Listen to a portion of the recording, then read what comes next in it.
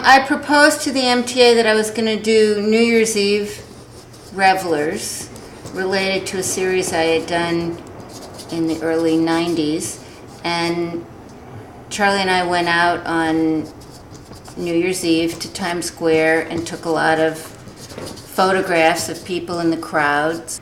And we got a lot of great pictures, but you can't, in those crowds, you can't get people's legs, you just get them from the top in the crowd. And I realized I needed full figures for this wall. So then I thought, okay, let me get some friends to pose as if it's New Year's Eve so that I can use their legs and their whole bodies. And I found that people,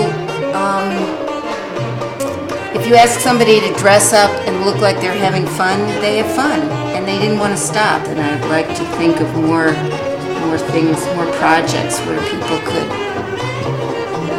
act silly and imagine being immortalized, acting, goofing around.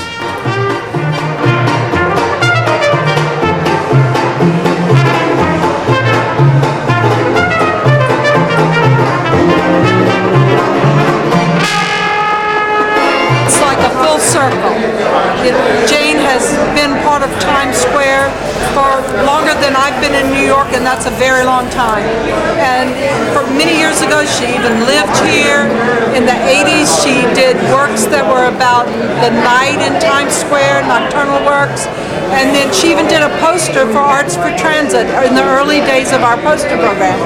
Here she is, all these years later, 2008, we are celebrating the full circle for Jane Dickson to have these revelers, these 70 people in Times Square.